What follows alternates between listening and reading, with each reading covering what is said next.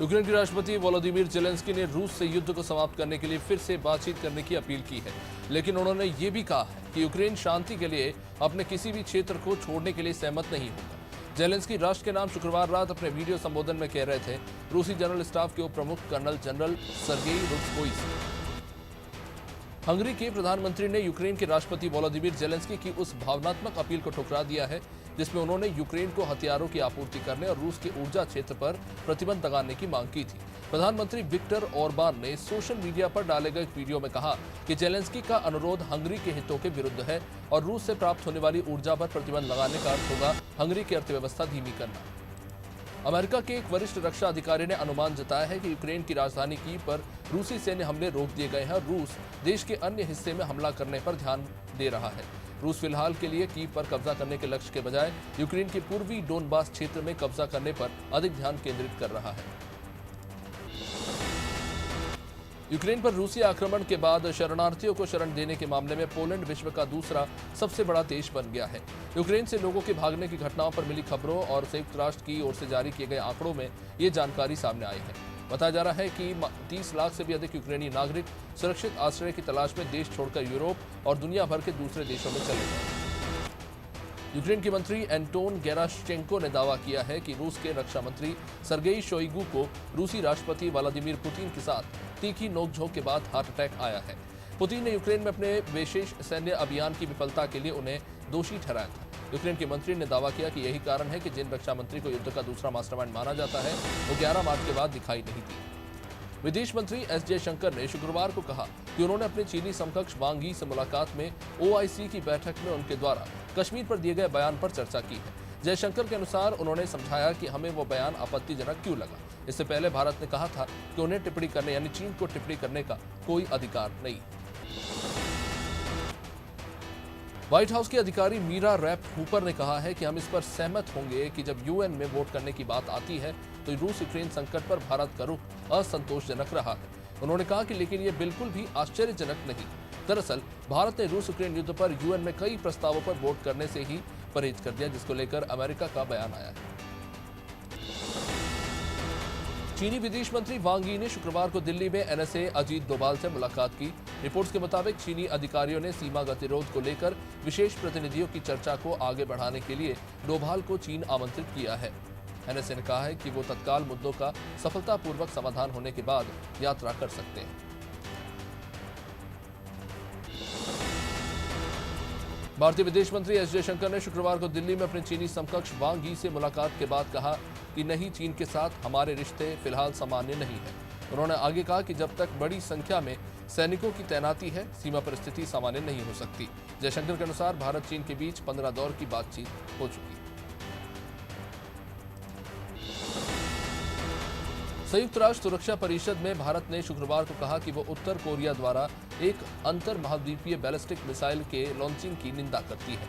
भारत ने बातचीत का आह्वान करते हुए कहा कि यह क्षेत्र की शांति और सुरक्षा को प्रभावित करता है। उत्तर कोरिया ने इस सप्ताह 2017 के बाद पहली बार आईसीबीएम का टेस्ट किया।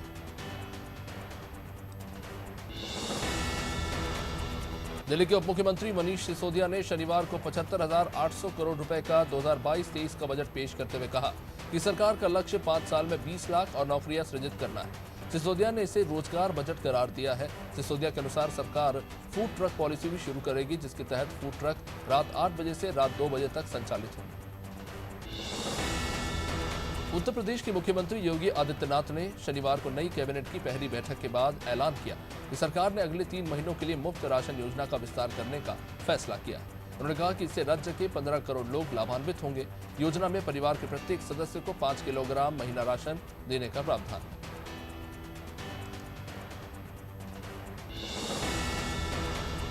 फिल्ममेकर विवेक अग्निहोत्री के खिलाफ भोपाली का मतलब होमोसेक्सुअल बताने को लेकर मुंबई के वर्सोवा में पुलिस ने शिकायत दर्ज कराई गई है। गौरतलब है कि अग्निहोत्री का एक वीडियो सामने आया था जिसमें वो ये कह रहे थे कि मैं तो भोपाल में बड़ा हुआ हूं, लेकिन मैं भोपाली नहीं हूं। किसी को बोलो वो भोपाली है तो उसका मतलब होता है कि वो होमोसेक्सुअल है।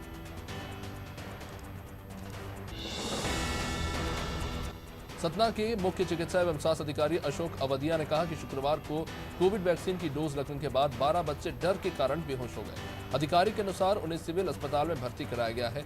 मामले की फिलहाल जांच कराई जाएगी, ऐसा कहा जा रहा है। अवधिया ने कहा कि सभी बच्चों को होश आ गया है और उनके वाइटल बिल्कुल सामान्य हैं।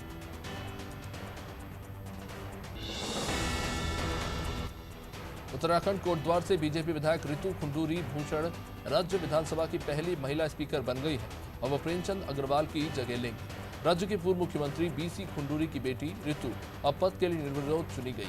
ऋतु ने कहा कि विधानसभा में महिलाओं के लिए बैठने का कमरा नहीं है, जिससे बहुत परेशानी होती है। ये बनवाना उनकी पहली प्राथमिकता है।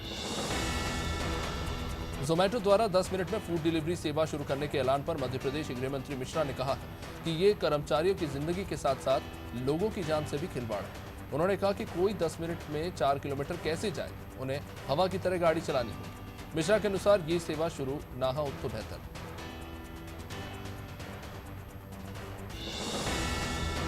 छत्तीसगढ़ के सरगुजा में अस्पताल से शव वाहन मिलने में देरी होने पर एक शख्स अपनी 7 साल की बेटी के शव को अपने कंधे पर लाद कर 10 किलोमीटर तक पैदल चलकर घर पहुंचा। ये वीडियो सामने आने के बाद प्रदेश के स्वास्थ्य मंत्री टी सिंहदेव ने जांच के आदेश दिए। उन्होंने कहा कि लापरवाही पाए जाने पर बीएमओ को रिप्लेस किया जाना चाहिए।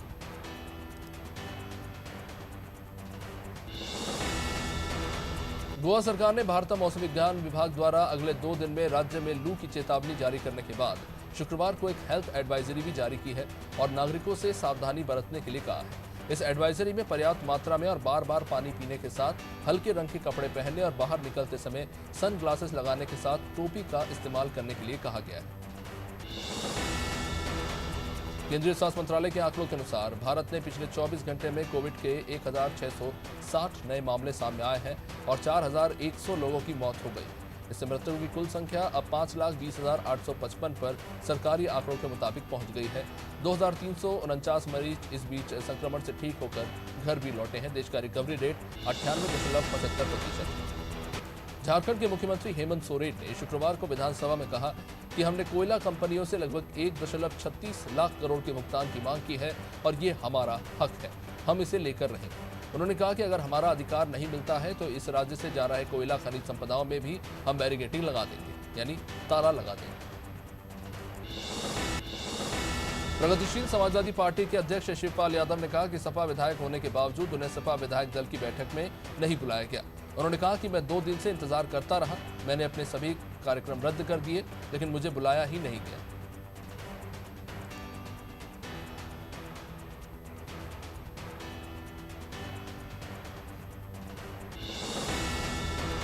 असम के मुख्यमंत्री हेमंत बिस्वा शर्मा ने दिल्ली के सीएम अरविंद केजरीवाल के विधानसभा में द कश्मीर फाइल्स पर टिप्पणी को लेकर प्रतिक्रिया दी और कहा कि हिंदुओं के जख्मों पर नमक छिड़कने के लिए विधानसभा का इस्तेमाल करना मुख्यमंत्री को शोभा नहीं दी। उन्होंने कहा कि कश्मीरी पंडितों का लगातार मजाक उड़ाना बंद करें, उनकी कष्ट धर्मनिरपेक्षवादियों की तुष्टीकरण की राजनीति का परिणाम। सपा प्रमुख अखिलेश यादव को सपा विधायक दल की बैठक में विधायक दल का नेता चुना गया और वो यूपी विधानसभा में नेता प्रतिपक्ष होंगे। करहल मैनपुरी विधानसभा सीट जीतने के बाद अखिलेश ने आजमगढ़ लोकसभा सीट से सांसद के पद से इस्तीफा दे दिया। गौरतलब है कि यूपी विधानसभा चुनाव में सपा ने 111 सीटें जीती।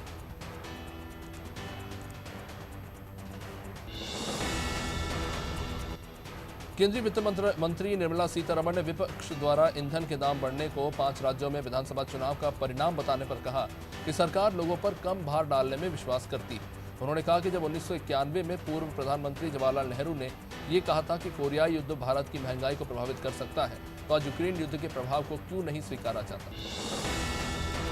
दिल्ली के उप मुख्यमंत्री मनीष सिसोदिया ने शनिवार को 22-23 का बजट पेश करने के दौरान राष्ट्रीय राजधानी में स्मार्ट अर्बन फार्मिंग पहल का ऐलान किया है।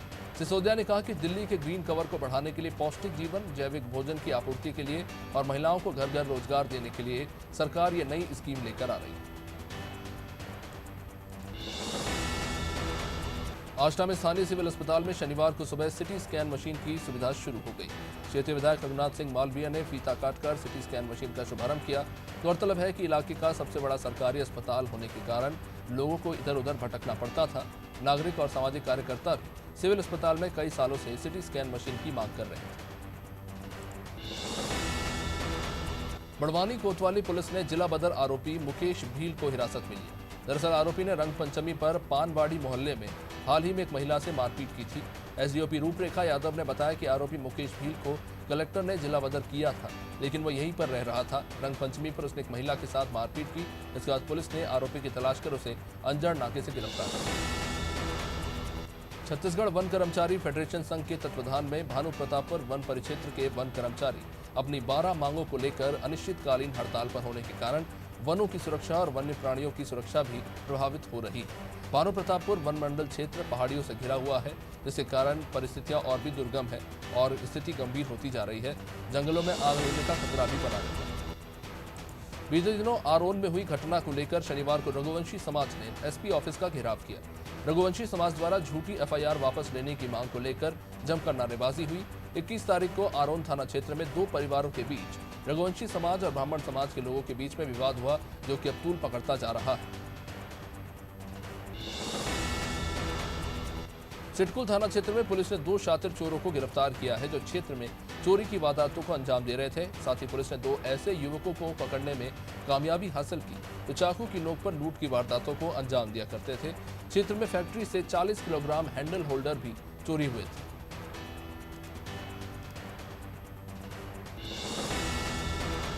एटीएम झपट्टा मार गिरोह के एक सदस्य को स्थानीय लोगों ने पकड़कर उसकी जमकर धुलाई की और बाद में सिडकुल पुलिस के हवाले कर दिया गया। डेंसो चौक पर एटीएम बदलकर पैसे ठगने वाले गिरोह के एक सदस्य को पंडित ब्रजेश पाल के चिल्लाने पर स्थानीय लोगों ने पकड़ा और जमकर पिटाई करने के बाद पुलिस के हवाले किया। शोर मचाने पर एटीएम झपट्टा मार गैंग के एक व्यक्ति को स्थानीय लोगों ने ही पकड़ा था। हटा में हम भारत की नारी हैं, फूल नहीं चिंगारी है का नारा देते हुए आंगनबाड़ी कार्यकर्ताओं ने अपनी तमाम मांगों को लेकर रैली निकाली। आंगनबाड़ी कार्यकर्ताओं सहायिकाओं ने भगवा रंग के परिधान में सिर पर पगड़ी बांधकर हाथों में ध्वजा पताका लिए नायब तहसीलदार रोहित राजपूत को अपनी मांगों को लेकर ज्ञापन सौंपा और शासकीय कर्मचारी घोषित करने की मांग की। इंदौर के एमआईजी थाना क्षेत्र स्थित नगर निगम द्वारा कार्रवाई करके 5000 स्क्वायर फीट में बनी बहुमंजिला इमारत कुछ ही मिनटों में ढहा दी गई। एमआईजी क्षेत्र स्थित अन्नपूर्णा ड्रेसर्स की एक बहुमंजिला इमारत बिना परमिशन के बनाई गई थी। 4 मंजिला इमारत तकरीबन 5000 स्क्वायर फीट में फैली हुई, जो 4 पोकलेन मशीन से मिलकर ध्वस्त करनी पड़ी। कानपुर देहात में मेथा तहसील क्षेत्र के गांव गहलो जरवी में दबंग गांव में किसान के खेत में खुलेआम पानी बहाते हैं, जिसे लेकर पीड़ित ने दर्जनों बार शिकायत की जिला प्रशासन से, लेकिन अभी तक पीड़ित को न्याय नहीं मिला। पीड़ित का आरोप है कि गांव का ग्राम प्रधान और उसके सहयोगी दबंग किस्म के लोग हैं, जो अपने घरों का पानी खेत में जबरन बहाते हैं और मना करो तो उसके साथ मारपीट करते हैं। इंदौर इच्छापुर हाईवे पर देशगांव पुलिस ने इंदौर से बुरहानपुर की ओर जा रही आयशर वाहन से मवेशी बरामद किए। लहसुन की बोरियों के नीचे अवैध रूप से गौवंश भरा गया था। पुलिस ने चौकी के पास घेराबंदी करके वाहन को रोकने का प्रयास किया। वाहन चालक ने इंदौर की ओर वाहन को वापस करते हुए तेजी से दौड़ाया और रासिया घाट पर गाड़ी छोड़कर फरार हो गया। पुलिस ने कुल 11 गौवंश बरामद किए।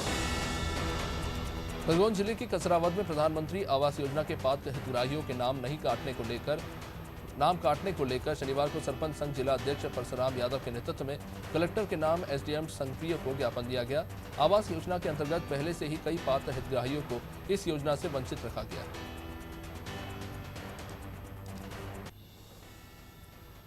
प्रदेश के मुख्यमंत्री शिवराज सिंह चौहान के विधानसभा क्षेत्र नसरुल्लागंज से कांग्रेस जिला प्रवक्ता गोपाल शर्मा ने सीधे देश के प्रधानमंत्री पर निशाना साधा। कांग्रेस प्रवक्ता गोपाल शर्मा ने कहा कि प्रधानमंत्री मोदी का एक सूत्रीय कार्यक्रम है, ईवीएम हैक करो, सरकार बनाओ, आम जनता को जुमले दो, फिल्म दिखाओ। लगातार महंगाई बढ़ रही है, आम व्यक्ति परेशान। भौती थाना अंतर्गत खोड़ चौकी क्षेत्र के ग्राम बरेला के नजदीक एक ट्रैक्टर हादसे में एक युवक की मौत हो गई। पिछोर के भौती थाना अंतर्गत लापरवाही से ट्रैक्टर चलाने के दौरान यह हादसा हुआ और ट्रॉली के नीचे दबकर युवक की मौत हो गई। घटना शुक्रवार रात 9 बजे की बताई जा रही है।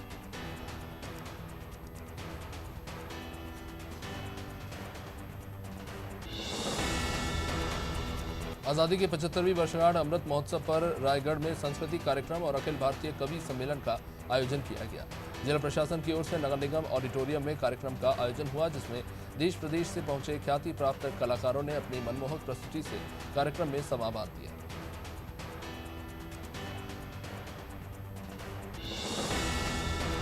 पचमढ़ी में चिंतन शिविर में सीएम शिवराज सिंह चौहान ने मंत्रियों से चर्चा की। इस दौरान सीएम शिवराज ने निर्देश दिए कि जहां भी संभव हो वहां उतने ही सीएम राइज स्कूल जल्द से जल्द शुरू किए जाए। टास्क फोर्स बनाया जाए, जगह की जरूरत हो तो एक्वायर किए जाए, ब्लॉक और कस्बे को एक करें, साथ ही जगह का मैप एक सा हो तो जगह की कमी के कारण नक्शे में परिवर्तन न करें।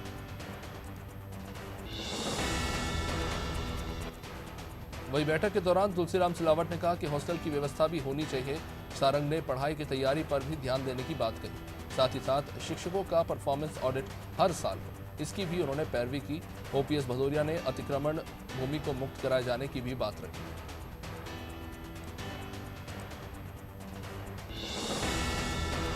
भोपाल स्थित कांग्रेस कार्यालय में पूर्व मंत्री कमलेश्वर पटेल ने प्रेस वार्ता कर कई मुद्दों को लेकर प्रदेश सरकार को आड़े हाथों लिया।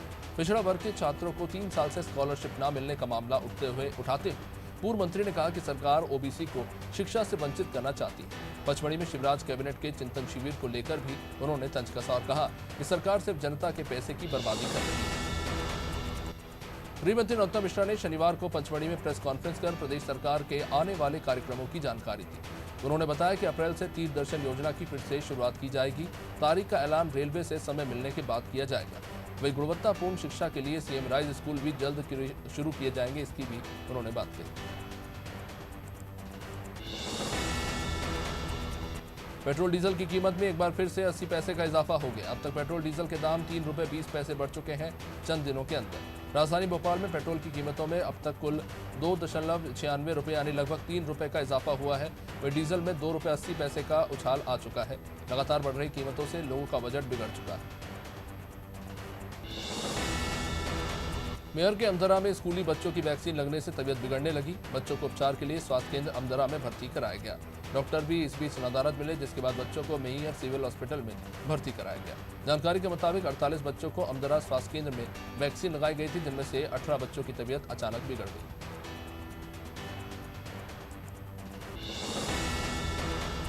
राजनांदगांव में कांग्रेस कमेटी के सचिव विकास गजभिये को शादीशुदा महिला से दुष्कर्म के मामले में गिरफ्तार किया गया। सचिव पर महिला के पति को जान से मारने की धमकी देने का भी आरोप है। पीड़ित महिला की शिकायत पर पुलिस ने इस कार्रवाई को अंजाम दिया है। मामला सामने आने के बाद राजनीतिक हलचल भी तेज हो गई।